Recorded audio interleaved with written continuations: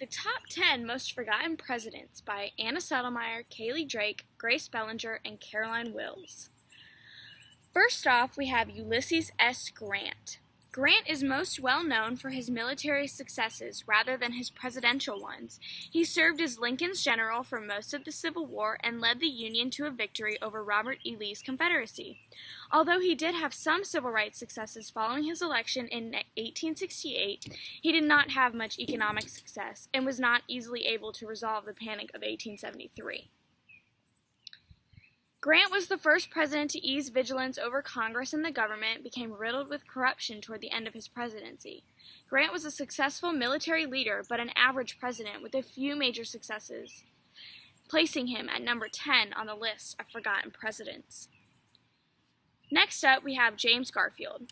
Garfield never really wanted to become president. His name was put forward at the Republican National Convention in 1880, and he won the election that same year. He had hoped to have a productive presidency geared towards civil rights and economic and education reform, but his assassination cut his plans short. The same year he was inaugurated, he was shot in the back at the old Baltimore and Potomac train station. Unlike Ford's Theater or the Dealey Plaza in Dallas, this site of a presidential assassination holds little importance today and was always thought to be an eyesore. He lingered for a few months, but was unable to perform any of his presidential duties. Garfield's lack of time in office and historically insignificant assassination earned him the number 9 spot on the list. Next up is Martin Van Buren. Van Buren was the first American-born man to be president. He won the election of 1836 and was the 8th president of the United States. He had to follow a line of presidents of founding fathers that largely set the foundation of the American government.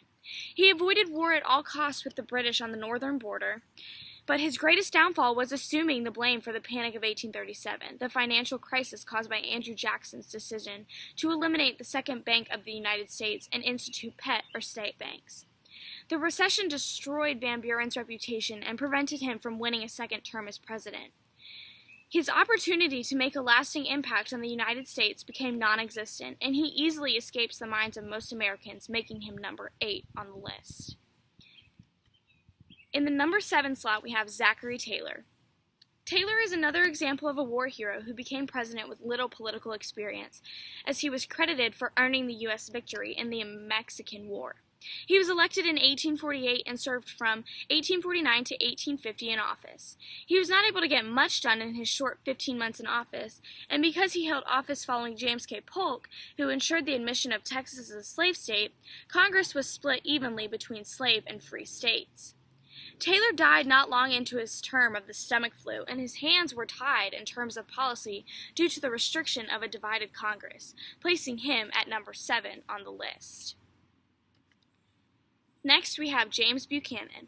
Buchanan was elected president in 1856 and served just one term. One reason he is largely overlooked is because his term was directly before the election of Abraham Lincoln. Buchanan had apparent indifference toward a civil war that was clearly inevitable.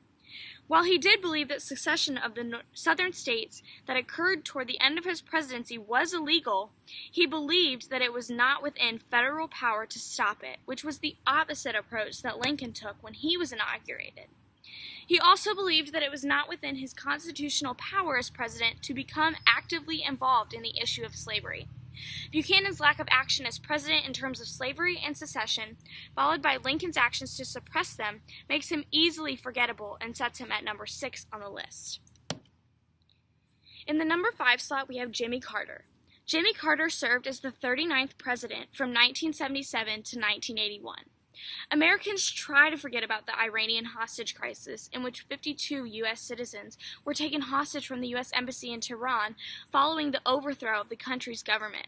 Negotiations lasted 444 days, and, in spite of Carter, the hostages were not released by Iran until the day Richard Nixon took office. This event is considered one of Carter's greatest failures. He also struggled to handle many of America's greatest problems of time, including the energy crisis and high inflation and unemployment.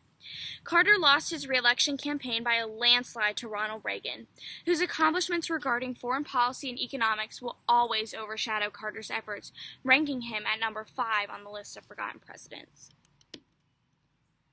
Next is John Tyler.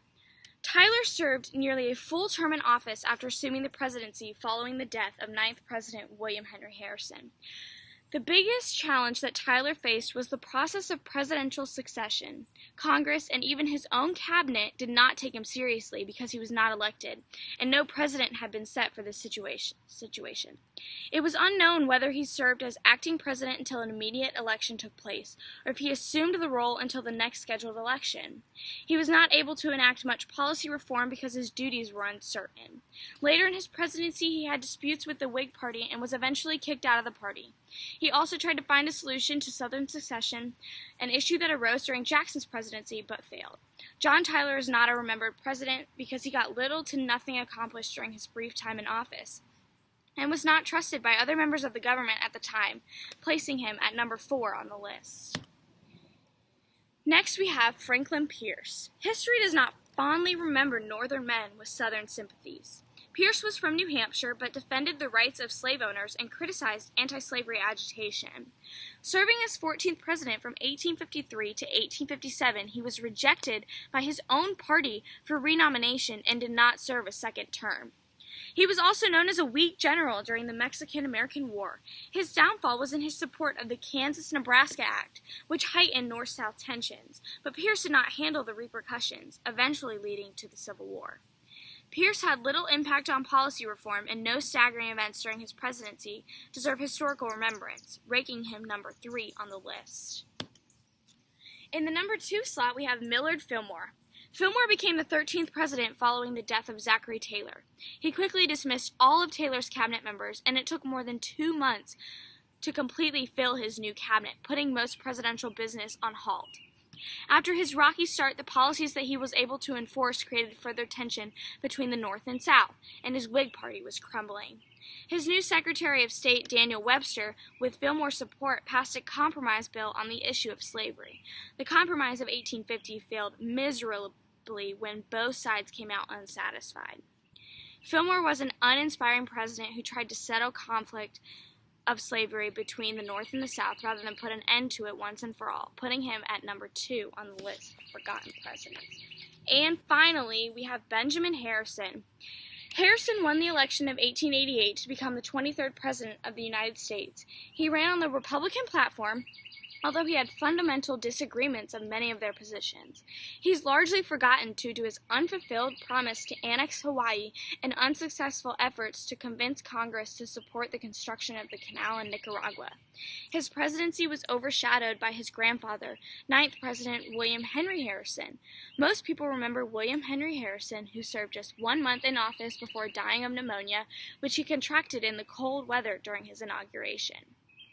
The biggest reason that Ben Harrison is so forgettable is because he served as president during a time when the public largely distrusted the government, the period between Abraham Lincoln and Teddy Roosevelt that was filled with corruption.